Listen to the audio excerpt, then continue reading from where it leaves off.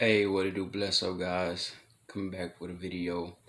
I feel like it's been a while since I made a video, but it's just a little bright. Let me scoot over. Okay, it's a little bit bright, but um, I wanna talk about something that it's I think a lot of people go through, and that's faith versus like that fear or that thing in the back of your mind that's like you want something, but you're in essence you're afraid. You're man, either I don't know how to get it, I maybe know how to get it, but it's just having second thoughts. That anxiety, that worry, kind of other little words that kind of associated with it, things that people deal with so much in society. But doing a little study, doing a little reading, I thought about the book of Numbers. I thought about Joshua. I thought about when Moses sent out those spies to spy the land, and to see what that land looked like for the children of Israel back in, like I said, the book of Numbers. And I think there's a powerful nugget in that. I believe I talked about this before. I don't know, maybe a year or two ago, if not longer. But I wanna go over it again, and um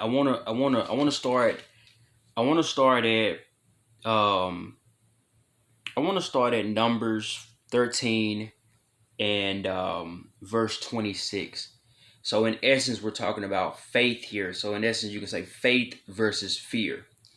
And if you guys have your Bibles, or if you guys want to just follow along, or go back, you can always do that. But Numbers 13 and 26, it says, they came back to Moses and Aaron and the whole Israelite community. I believe it's at Kadesh in the desert of Paran. There they reported to them and to the whole assembly, and showed them the fruit of the land. They gave Moses this account: We went into the land in which you sent us. Oh, it got a little dark. That's weird. I know it get dark when you look away. It went into the land which we went into the land which you sent us, and it does flow with milk and honey. Oh man, this really already good, because I think about like blessings. A lot of people think that blessings are just simply direct things from the Father. In some cases they are, but in other cases, the blessing is still right on the other side of try. It's right on the other side of a giant. Yeah, I don't get that one. It's on the other side of a giant. So don't think the blessing gonna always be in your lap. Sometimes it's on the other side of a mental block. But let's keep going. Here's the report. Yeah, it's a land flowing with milk and honey, and here's its fruit. But the blessing is on the faith is on the other side of the but, because that but is fearful. Man, because and now I'm saying man because it's good to me, because so much of this is what we deal with. We want the blessing, we want the thing, but you're gonna have to jump over that fear. That fear is gonna be present. It's gonna look like worry. It's gonna look like anxiety. It's gonna look like debt. It's gonna look like some scary stuff. But they said, but the people who, and this is Numbers 13 and 28. But the people who live there are powerful, and the cities are fortified, meaning the cities are have walls. They're strong. They're built correctly. They're fortified and very large. We even saw the descendants of Anak there. I want to skip down to verse 30. If you're really gonna take possession of a big blessing, you gotta have that spirit of Caleb in you. You gotta have that spirit of Joshua in you. You gotta have that spirit of with the Father, with Yah, with God on our side, we're gonna be victorious. So verse 30, Numbers 13 and 30, it says, Then Caleb silenced the people before Moses and said, We should go up and take possession of the land, for we can certainly do it. I like that. I like that. I like that. I like that spirit. We should go up and take possession of the land, for we can certainly do it. But what I say a while ago, faith is on the other side of that But the men who had gone with him said, and this is verse 31, Numbers 13:31, we can't attack these people. They are stronger than we are, and they spread among the Israelites a bad report about the land that they had explored. When you have a lot of faith, when you have a lot of faith, you have to be careful that you're not only hitching your wagon, but just you have to be careful that you're not surrounded by people who aren't faith people. Because what tends to happen is their doubt, their fear, their worry, they're looking through the eyes of nature, natural eyes, and not spiritual. You don't want that around you. You want to have at least another person or two or three or four who got belief and faith like you. Because I'll tell you what, if you got a little faith and they got a little faith and he got a little faith, 3 to 4 people with a lot of faith can accomplish so much, man. They can accomplish so much. So that's kind of a nugget within itself. Watch who you're surrounded by. But verse 32 said, Numbers 13:32, and they spread among the Israelites a bad report about the land they had explored. They said, the land we explored devours those living in it. All the people we saw there are of great size. We saw the Nephilim there, the descendants of Anak, come from the Nephilim. We seemed like grasshoppers in our eyes, and we looked at them the same. Man, they too big. There's some giants over there. We finna take this land, fearful, afraid, going by nature, going by natural. A lot of what God may command us to do is gonna go against what looks like natural, guys. It may not look like it's like, Father, we cannot do it. Go anyway. Go anyway.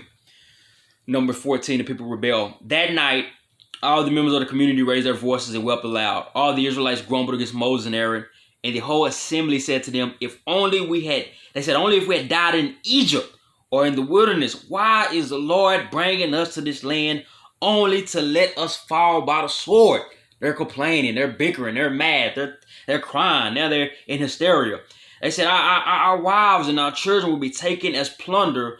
Wouldn't it be better for us just to go back to Egypt, go back to bondage?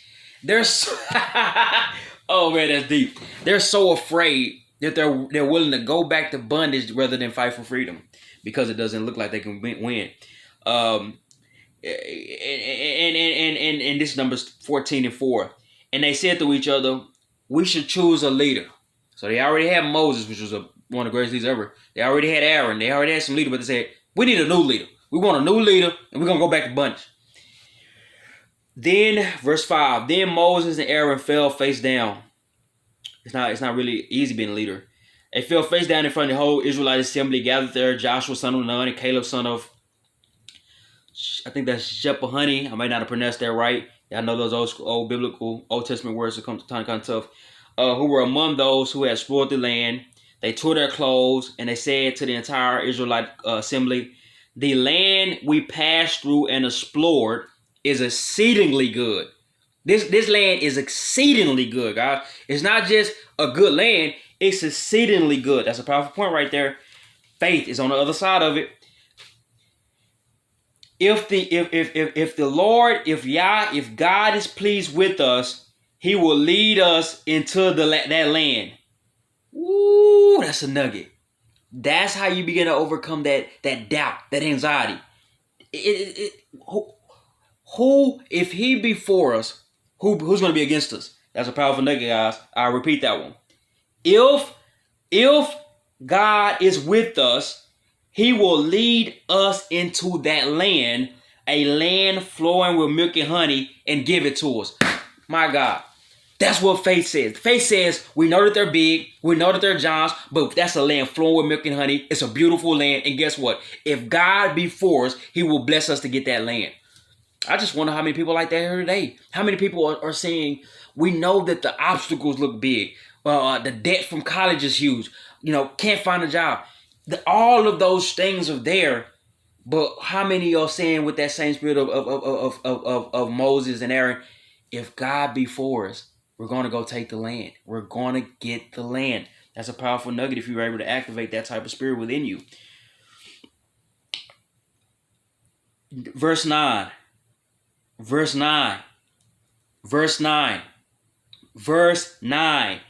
Only do not rebel against Yah. Only do not rebel against the Lord. And do not be afraid of the people in the land, because we will devour them. Their protection is gone, but the Lord is with us. Do not be afraid. Wow! My goodness, guys. And I know, he's too excited. If you don't get excited about some of these nuggets in this word, I don't know, we're all falling, so it's not a matter of perfection, but it's a matter of saying, Father, you're speaking to me through this word. I'll repeat that. That's a nugget. Numbers 14 and 9. Only do not rebel against God, and do not be afraid of the people in the land, because we will devour them, period. Their protection is gone, but God. It said, but the Lord is with us. Do not be afraid of them. But the Holy Assembly talked about stoning them. My goodness, my goodness. But that fear, it'll devour you. It'll be consume you. It'll live in you. It'll eat at you to the point where when it's something that you need to do for the Father, you'll be so shriveled up and afraid you can't do it. But the Holy Assembly, verse 10, Numbers 14 and 10, but the Holy Assembly talked about stoning them. Then the glory of the Lord appeared at the tent of the meeting to all the Israelites. The Lord, God, said to Moses, how long will these people treat me with contempt? Now they done got God out of his high place. And the Most High is not pleased with them for that fear. In spite of all the signs that I have performed among them, I will strike them down with a plague and destroy them, but I will make you into a greater nation. Guys, understand the power in this. Understand the power in this. In essence, if this bless you like this, because it's some good stuff. God is saying, I've already showed you miracles. I've already parted the Red Sea. My goodness. He's speaking to me right now, guys. I've already parted the Red Sea. I've already showed you those signs through Moses going against their gods of magic. I've already led you out of captivity beforehand. I've already talked to your leader face to face. When he came down, he was so glorious and radiant, people couldn't even really see him. God said, I've already did these signs, and yet you're still afraid because you're walking by sight and you're not walking by faith. And when you're walking by sight and you're not walking by faith, you are in contempt. You are in hatred of me, because those who wish to please me must come in the name of faith. Oh, that's some good stuff. Moses said to God, then the Israelites, so Numbers 14 and 13, then the Israelites will hear about it. By your power you brought these people from among them, and they will tell the inhabitants of the land about it. They have already heard that you, Lord, are with these people, and that you, Lord, have been seen face to face, that your cloud stays over them. And you go before them as a pillar of cloud by day and a pillar of fire by night. Verse 15, if you put all these people to death, God, leaving none alive, the nations who have heard this report about you will say, the Lord was not able to bring these people into the land he promised them on oath, so he slaughtered them in the wilderness. Wow. Now may the Lord's strength be, oh man, my goodness. May the Lord's strength, may God, that word Lord, I like the Most High, but may the Most High strength be displayed, just as you declared.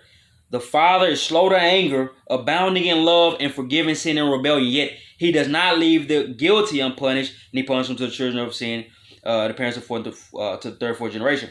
In accordance with your great love, forgive the sin of these people, just as you have pardoned them from the time they left Egypt. God said, the Most High said, I have forgiven them as you asked. Nevertheless, as surely as I live, and as surely as the glory of God fills this earth, the whole earth, not just the earth, the whole earth, not one of those who saw my glory and the signs I performed in Egypt and in the wilderness, but disobeyed me and tested me 10 times. God put a number on it, y'all. God said, y'all tested me 10 times. First, y'all was hungry. Y'all was in the wilderness. Y'all wanted food. God said, y'all have already tested me, and I provided the answers for you. You still have contempt for me. Now you're offending God. I'm going to wrap up, God. I'm for the end on this one.